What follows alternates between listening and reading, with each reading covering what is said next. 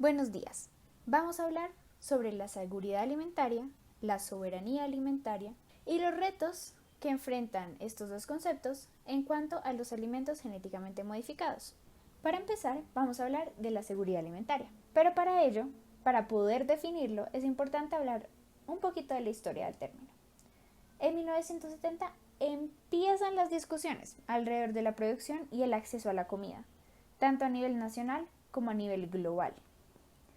Una década después, se empieza a incluir al debate la importancia del acceso de fuentes adecuadas de comida por parte de los ciudadanos. Entonces se empieza a tener en cuenta las condiciones en las cuales estos alimentos son producidos. Pero es hasta 1990 cuando se empieza a tener en cuenta la importancia del acceso a alimentos con valores nutricionales altos, que estén a precios razonables, precios que tengan en cuenta el ingreso promedio de la población. Y además que sean acordes a las preferencias culturales de la zona. Entonces ya se empieza a tener en cuenta que la cultura es algo que influye bastante en la alimentación y por tanto debe ser parte del concepto de seguridad alimentaria. De hecho, el Instituto Interamericano de Cooperación en Agricultura realiza una definición formal de lo que es seguridad alimentaria y dice lo siguiente: la existencia de condiciones que le permiten a los humanos tener condiciones físicas, económicas y sociales aceptables para poder acceder a una dieta segura y nutritiva que les permita satisfacer sus requerimientos alimenticios en una manera consistente con sus preferencias culturales. A lo cual el Instituto de Nutrición para Centroamérica y Panamá agrega que una de las formas de medir que se esté cumpliendo con la seguridad alimentaria es que las condiciones permitan el desarrollo personal óptimo de los individuos. Eso implica que consuman alimentos suficientes para poder realizar cualquier tipo de actividad que deseen hacer. Más adelante, la COMPES decide sacar una definición también y dice que la seguridad alimentaria incluye el acceso suficiente y estable a la comida, al igual que ese acceso debe ser por un tiempo prolongado e ininterrumpido y debe ser a la misma cantidad de comida con la misma calidad, y eso debe ser para todas las personas que vivan en ese territorio, de tal manera que se suplan las necesidades biológicas de los individuos y les permitan llevar una vida activa y saludable. Entonces ahí ya empieza a incorporar otro concepto que es bastante importante, y es que el acceso a la comida debe ser ininterrumpido. Entonces siempre deben poder tener acceso a la misma cantidad de comida de buena calidad. De hecho, la seguridad alimentaria promueve prácticas autosuficientes para la producción de alimentos nativos con valores nutricionales altos, los cuales deben ser cosechados y recogidos por métodos igualmente propios del territorio. De esta manera se garantiza la variedad en los alimentos, también que sean propios de la cultura y que puedan suplir todos los nutrientes necesarios. De hecho, los aspectos más importantes para evaluar este término son 5, que son: primero, disponibilidad. Entonces habla de los alimentos en el territorio, tiene en cuenta la producción local, la importación y el almacenamiento. Segundo, el acceso, que es la habilidad de las personas para acceder a fuentes adecuadas y sostenibles de producción de alimentos. Los factores que pueden incidir en esto son la cantidad de comida insuficiente, distribución insuficiente, falta de dinero, precios demasiado elevados. Tercero, el consumo. Los alimentos disponibles dentro de un hogar deben tener en cuenta los valores nutricionales, la diversidad, la cultura y las preferencias alimenticias de las personas que habitan allí. Cuarto, el uso biológico, que es la forma en la que el cuerpo humano procesa las cantidades y los tipos de comida que recibe para mantener una vida digna. Quinto, la calidad. Las características de los alimentos deben ser aptas para el consumo humano. Tras entender lo que significa la seguridad alimentaria, vamos a hablar sobre la soberanía alimentaria. Este término incorpora el derecho de las personas a la comida saludable y acorde a sus contextos, que sea producida a través de métodos sostenibles y aptos para los ecosistemas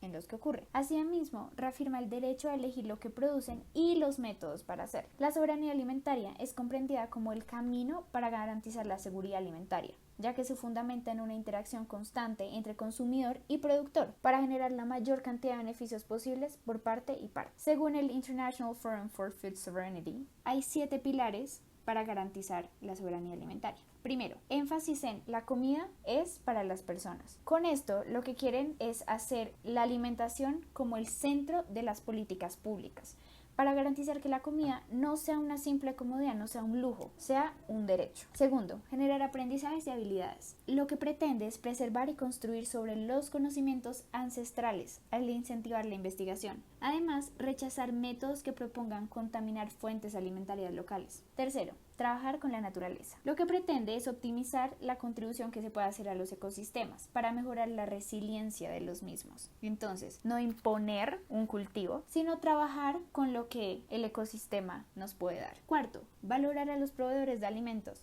Lo que pretende es apoyar medidas sostenibles que reconozcan los esfuerzos y derechos de los proveedores. En este caso estaríamos hablando de los campesinos. Quinto, localizar sistemas alimentarios. Al reducir distancias entre productores y consumidores, se rechazan las actitudes que llevan a la generación de desperdicios desmedidos, al igual que generar resistencia a medidas que pretendan generar dependencia a grandes corporaciones, como lo visto en clase en cuanto a la ley 970. Sexto, control local. Darle prioridad a los productores locales. No permite la privatización de recursos naturales. Séptimo, la comida es sagrada. Se debe reconocer como un producto que lleva mucho esfuerzo detrás, que además es parte de nuestra fuente de vida y por tanto debe ser preservado y protegido. Ahora hablaremos de las oportunidades y riesgos que conllevan los organismos genéticamente monetizados. Primero hablaremos de los riesgos. El primer gran riesgo que conlleva estas nuevas tecnologías es la monopolización de la comida, donde las grandes multinacionales serían las únicas encargadas y tendrían un control absoluto sobre quién siembra y cuándo las semillas, ya que las semillas de organismos genéticamente modificados son semillas patentadas y están protegidas en los diferentes países bajo las leyes de derechos de autor. Esto conlleva directamente a la pérdida de soberanía alimentaria, ya que estas empresas serían las que tendrían control de la alimentación de un país, perdiendo este control sobre su alimentación. Otro de los riesgos grandes que conllevan los organismos genéticamente modificados es la pérdida de diversidad biológica dentro de los ecosistemas. Esto que conlleva a que todas las semillas sean exactamente iguales, ya que vienen del mismo proveedor, como hablamos antes, por la monopolización y porque pues se pierde la semilla natural. Esto que genera que todos los organismos sean iguales porque se supone que es el mejor organismo, pero se pierde la biodiversidad. ¿Qué puede traer esto? Un ejemplo fue lo que ocurrió en los 50 con la banana. Las bananas que se exportaban antes de los años 50 se llamaban las Gros Michel.